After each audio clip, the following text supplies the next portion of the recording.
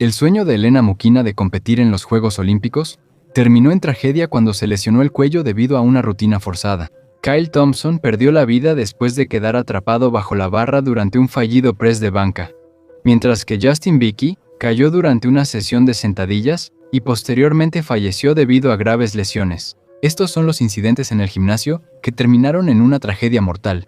Y comencemos con Helena Mukina. Pero antes de comenzar, si eres nuevo en nuestro canal, suscríbete para que siempre estés al tanto de este tipo de videos. La historia de Helena Mukina es una de las más aterradoras en la historia del deporte. Esto es una advertencia de lo que puede suceder cuando se prioriza la victoria sobre la seguridad de los atletas. Helena nació en junio de 1960 en Moscú. Y desde el principio, la vida que tuvo que atravesar fue muy difícil. Quedó huérfana a los 5 años después de que sus padres murieran jóvenes. Así que fue criada por su abuela, bajo el estricto sistema de la Unión Soviética. Pero Helena descubrió algo que cambió su vida para siempre: la gimnasia. Bajo la guía de su entrenador, Miles Klemenko, pasó de ser una gimnasta que empezó tarde a convertirse en una de las gimnastas más innovadoras de su generación.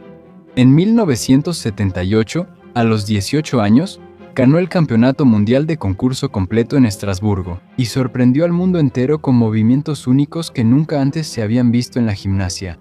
Pero ahí también empezó a desmoronarse todo. A finales de 1979, se fracturó la pierna y no pudo participar en los campeonatos mundiales. Aquí fue donde realmente comenzó la tragedia. Los oficiales soviéticos estaban desesperados por conseguir una medalla de oro olímpica en su propio país, así que apresuraron su recuperación. Le quitaron el yeso antes de tiempo, aunque su pierna aún no estaba completamente curada. Debido a la inactividad prolongada, Helena aumentó de peso, así que su entrenador la sometió a entrenamientos intensos. Según los informes, le hicieron tomar diuréticos para que bajara de peso rápidamente. Y después, llegó el movimiento que finalmente arruinó su vida: el Thomas Salto. Es un movimiento que normalmente solo realizan los hombres. Es un salto mortal hacia atrás sumamente peligroso, con una vuelta y media y un giro antes de caer rodando. Hay muy poco margen para cometer errores. Si te falta rotación, puedes caer sobre la barbilla o el cuello. Si te excedes, es posible que caigas directamente sobre la cabeza. Helena sabe que esto es sumamente peligroso, especialmente porque su pierna aún está débil, y es fundamental para el salto. Ella advirtió repetidamente a su entrenador, pero Clemenzo simplemente lo ignoró. Por pura arrogancia, Clemenzo incluso dijo: «Las personas como tú no se rompen el cuello». El 3 de julio de 1980, unas semanas antes de los Juegos Olímpicos, Helena estaba en un campo de entrenamiento en Minsk, Bielorrusia. Su entrenador no estaba allí. Supuestamente estaba en Moscú, confiado en que Helena ya dominaba la habilidad peligrosa. Cansada, aún sin haberse recuperado por completo, y forzada a ir más allá de sus límites, intentó de nuevo el Thomas Salto, pero no logró completar la rotación. Cayó directamente sobre su barbilla y se lesionó la columna vertebral. Se dañaron sus vértebras cervicales y se cortó su médula espinal. Tenía solo 20 años en ese entonces. En un instante, se volvió cuadripléjica, paralizada desde el cuello hacia abajo, y como era de esperarse, las autoridades soviéticas intentaron encubrir lo que realmente sucedió. Difundieron una historia falsa y dijeron que Helena estaba entrenando sola o en contra de las órdenes de sus entrenadores.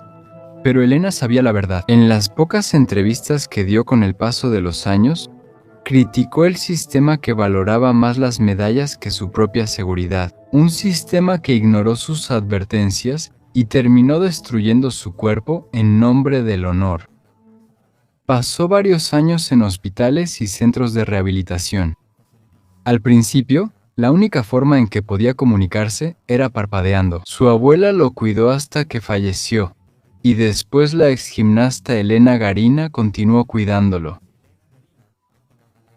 A pesar de todo, Helena aún encontró algo de consuelo en la religión, viendo caricaturas e incluso viendo gimnasia, aunque eso mismo fue la causa de su tragedia. Después del accidente de Helena, se prohibió el Thomas Salto en las competencias femeninas.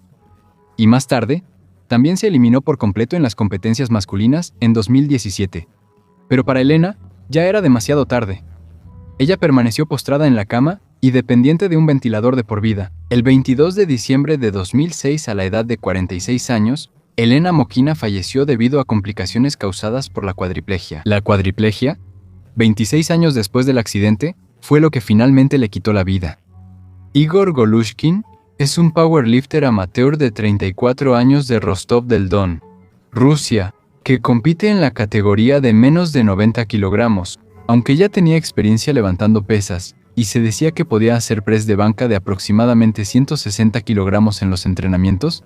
La competencia, que se llevó a cabo el 25 de agosto de 2012 en Shakhty, Oblast de Rostov, fue su primera competencia oficial. Para Igor, esto iba a ser su gran oportunidad. En su levantamiento, era una oportunidad para demostrar todo el esfuerzo que había puesto en el gimnasio durante muchos años, pero ese también sería el día en que perdería la vida. El incidente ocurrió mientras él realizaba su intento de press de banca.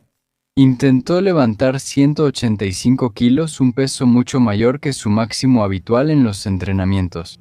Eso ya era una clara advertencia de que pudo haber sido llevado por la presión de la competencia o por su propio ego. Por eso superó su límite seguro. Pero hay otra razón aún más crítica que finalmente causó su muerte. Igor utiliza lo que los levantadores de potencia llaman el agarre suicida, también conocido como agarre sin pulgar o agarre falso. En este agarre, los pulgares están posicionados en el mismo lado de la barra junto con los dedos, en lugar de envolverlos por el otro lado para asegurar un agarre más firme. Este tipo de agarre está prohibido en muchas federaciones de levantamiento de potencia porque existe un alto riesgo de que la barra se deslice o ruede fuera de las manos. Cuando la barra se mueve, aunque sea un poco, ya no hay un gancho del pulgar que la detenga. Y si combinas eso con el enorme peso que está intentando levantar, es prácticamente una receta para el desastre. Mientras Igor baja la barra hacia su pecho y comienza a levantarla de nuevo, de repente se le resbala de las manos. En las competencias de powerlifting, debe haber asistentes, personas que están listas para ayudar en caso de que ocurra algún problema. Al principio, Igor tenía 3 asistentes, pero uno de ellos se fue, lo que provocó que faltara apoyo y casi no hubiera nadie vigilando un lado de la barra. Cuando la barra empezó a caer, ya no pudieron atraparla ni apartarla de inmediato. Todo el peso de 185 kilos cayó directamente sobre el pecho de Igor con un impacto muy fuerte. Por esto, se le rompieron varias costillas, se le desgarró el diafragma, tuvo una hemorragia interna severa, incluso en el corazón, y posiblemente también se le desgarró parte de la cavidad abdominal. Aunque parezca aterrador, Igor todavía pudo ponerse de pie después de que le quitaron la barra, tal vez por la adrenalina o el fuerte shock, pero solo unos momentos después también se desplomó. De inmediato lo llevaron al centro de trauma más cercano, pero su condición empeoró rápidamente. Más tarde, falleció debido a lo que se llama conmoción cardíaca o commotio cordis, una condición en la que el ritmo normal del corazón se ve interrumpido por un traumatismo contundente severo en el pecho. Esto suele causar fibrilación ventricular, una arritmia cardíaca mortal, incluso si la persona no tenía ninguna enfermedad cardíaca previa. Muchas razones contribuyeron a la muerte de Igor. Ahí está el uso del agarre suicida que provocó que se le resbalara la barra, levantar un peso mayor al máximo de su entrenamiento, la falta de asistentes adecuados y atentos, y la ausencia de medidas de seguridad suficientes como los pasadores de seguridad del rack de potencia, que podrían haber detenido la barra antes de que aplastara su pecho. Hasta ahora, este incidente todavía se menciona a menudo como una fuerte advertencia en el mundo del powerlifting, y suele ir acompañado de un simple recordatorio de que esto es lo que puede pasar cuando no respetas el peso. No se han publicado muchos detalles oficiales de la autopsia, ni resultados legales en los medios occidentales, pero sigue siendo una de las muertes más trágicas y evitables en la historia del powerlifting. Deleri Rosario. Deleri Rosario tenía 36 años. Era una madre soltera trabajadora y cariñosa de 4 hijos. Su hijo mayor, Deleno, que tenía aproximadamente 18 años, así como Rick y su hija menor, Delia, que en ese entonces tenía solo 2 años. Vivía en Kent, Washington, y trabajaba en 2 empleos para poder mantener a su familia. Esto demostraba su dedicación y determinación como madre. A pesar de su agenda tan ocupada, seguía decidida a mantenerse saludable por sus hijos. Durante 5 a 6 meses, hacía ejercicio regularmente de 4 a 5 veces por semana. Después, Deleri y su hermana Marisa Woods eran muy cercanas, no solo por la sangre, sino también por su dedicación a cuidarse para mantenerse fuertes por su familia. En la mañana del 21 de julio de 2023, Deleri y Marisa fueron a su gimnasio habitual, una sucursal de La Fitness en Kent, para otra sesión normal de ejercicio. Hicieron su rutina habitual, corriendo juntos en caminadoras lado a lado, platicando mientras terminaban su cardio, un momento simple de dos hermanos ejercitándose juntos. Deleri parecía estar bien en ese momento. No mostraba señales de mareo ni ningún problema. Pero según el relato de Marisa, mientras Deleri intentaba bajar la velocidad de la caminadora, pisó mal. De repente, se fue de bruces hacia adelante y su cara y cabeza golpearon fuertemente la parte delantera de la caminadora en movimiento. El impacto fue muy fuerte. De inmediato perdió el conocimiento y cayó de la máquina. Marisa gritó pidiendo ayuda y preguntando si alguien sabía hacer RCP. Su voz estaba llena de miedo y desesperación.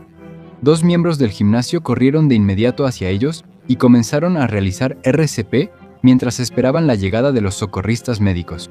Pero después, Marisa contó que se sintió muy herida y decepcionada porque ningún empleado o personal del gimnasio acudió a ayudar de inmediato. Según ella, parecía que se quedaron paralizados y en shock por lo que estaba pasando, en vez de actuar de inmediato ante la situación crítica. Cuando llegaron los técnicos en emergencias médicas y los paramédicos, ellos continuaron con el tratamiento y llevaron de inmediato a Deleri a Valley Medical Center. Pero ya era demasiado tarde. Debido a la caída, sufrió un trauma craneal severo que le causó daño cerebral o hemorragia intracraneal. Deleri ya no volvió a recuperar la conciencia.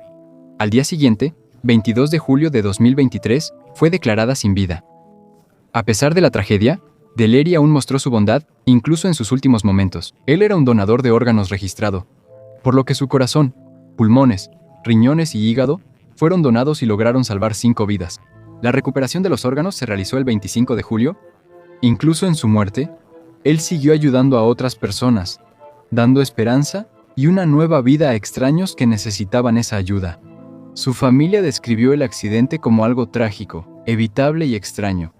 Marisa Woods expresó su profundo dolor y dijo que solo estaban haciendo un simple entrenamiento. Es algo que millones de personas hacen todos los días sin que pase nada malo. Los compañeros de trabajo de Deleri también crearon una cuenta de GoFundMe para apoyar a sus 4 hijos. La describieron como un ángel que caminaba entre nosotros. Una persona con un corazón enorme y que trabajó incansablemente por su familia. La Fitness se negó a dar declaraciones a los medios y tampoco se ha publicado ningún informe sobre el caso o una investigación oficial. Pero este incidente mostró una verdad sorprendente que pocos conocen. Se estima que aproximadamente 24,000 niños y adultos en Estados Unidos terminan en la sala de emergencias cada año debido a accidentes relacionados con la caminadora. Pero en promedio, solo 3 personas mueren cada año por esto. Por eso, lo que le pasó a Deleri fue aún más impactante y triste, porque aunque caerse de la caminadora puede causar lesiones graves, especialmente cuando está en alta velocidad, los casos que terminan en muerte siguen siendo muy raros. Justin Beeke, quien nació como Herman Fauci el 7 de marzo de 1990 en la ciudad de Nueva York de padres indonesios, creció en Cloncot, en la regencia de Kaya en Bali, y más tarde vivió en Java Oriental. A la edad de 33 años, era una personalidad reconocida en la comunidad fitness de Indonesia. Era un físico-culturista competitivo, entrenador personal y asesor nutricional en Paradise Valley Gym en Sanur, Denpasar. Además, también era un influencer en redes sociales con más de 30,000 seguidores en Instagram. Justin se hizo conocido no solo por su impresionante físico, sino también por su genuina preocupación al ayudar a otras personas a cambiar sus vidas.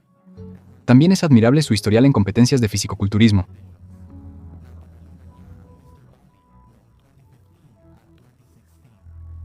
Él participó en la competencia Muscle Beach Valley en 2018.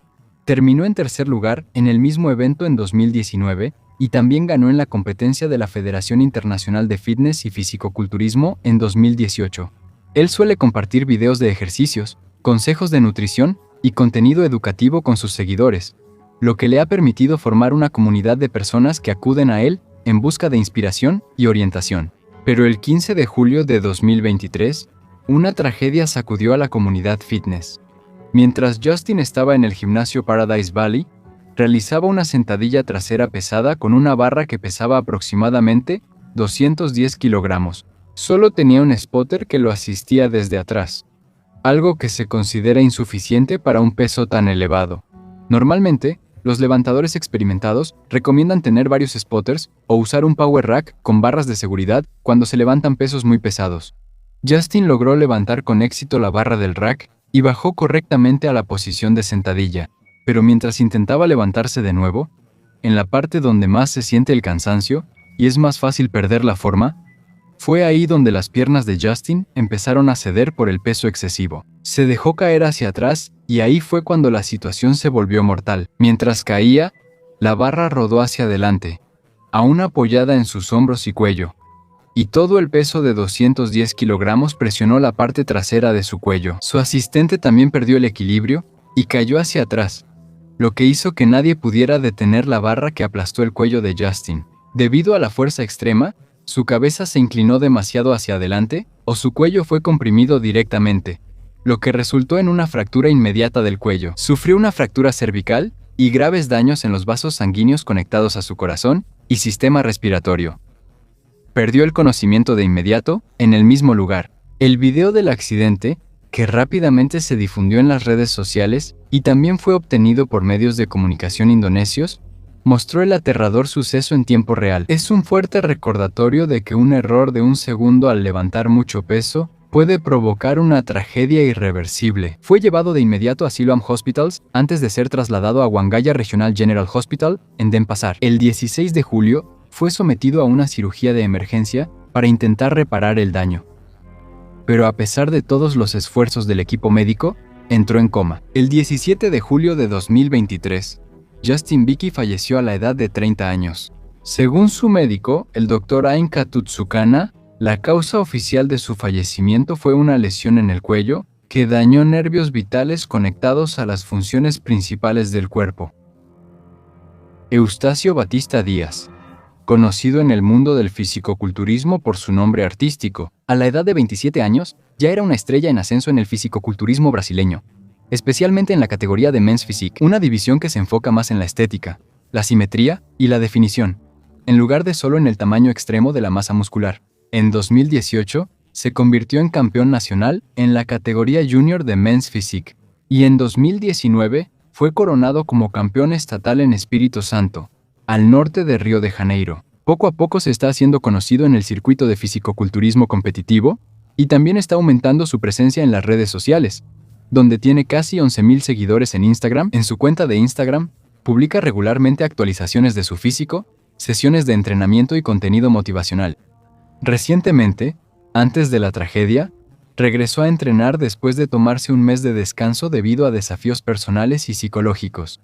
Incluso llamó al gimnasio su santuario, un lugar donde encuentra paz y la oportunidad de reconstruirse, ya sea física o emocionalmente. Pero el 17 de octubre de 2023, mientras entrenaba en un gimnasio en la avenida Gastón Vidigal, en Botucatu, Sao Paulo, aproximadamente a 150 millas al sureste de la ciudad de Sao Paulo, no sabía que estaba a punto de encontrarse en peligro. Unos momentos antes del incidente, incluso compartió su ubicación y actualizaciones de entrenamiento en sus historias de Instagram, algo normal que hacen millones de personas todos los días sin preocuparse. Pero para Eustacio, el simple hecho de compartir su ubicación fue la causa de su desgracia. 2 hombres armados entraron de repente al gimnasio. Fueron directo al área de pesas y Eustacio fue su objetivo. Las cámaras de seguridad captaron el aterrador incidente. En el video se puede ver a Eustacio hablando con otro miembro del gimnasio que vestía de azul, cuando de repente se acercaron los hombres armados. Al notar el peligro, intentó correr de inmediato para escapar, pero fue acorralado en la parte trasera del gimnasio. Ahí, los delincuentes dispararon sin piedad a quemarropa. Sufrió heridas en la cabeza y en varias partes del cuerpo. Cayó al suelo, pero la violencia no terminó ahí. Mientras Eustacio ya no podía defenderse, el atacante lo agredió de nuevo para asegurarse de que no sobreviviera. Una bala perdida también alcanzó a otro miembro del gimnasio, pero no sufrió heridas graves. Después del ataque, los culpables huyeron rápidamente antes de que llegara la policía. Todo el incidente, que fue captado en video, fue descrito como frío, planeado e intenso. No fue simplemente un crimen al azar, sino claramente un asesinato selectivo.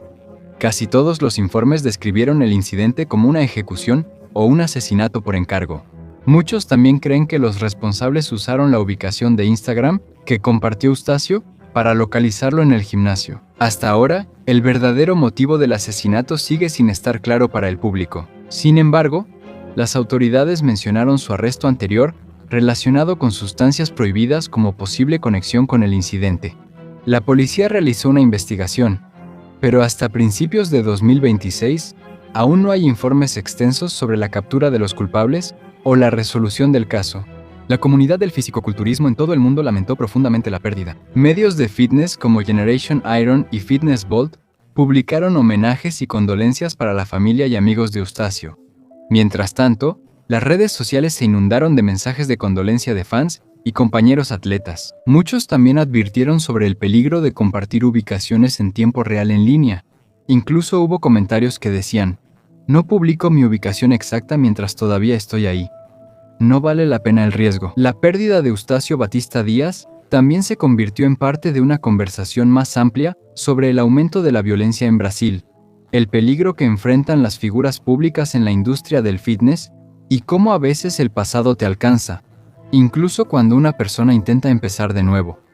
Su caso también formó parte de la alarmante serie de muertes de fisicoculturistas en 2023, tanto naturales como violentas, lo que también mostró cuán vulnerables son los atletas que viven bajo el ojo público.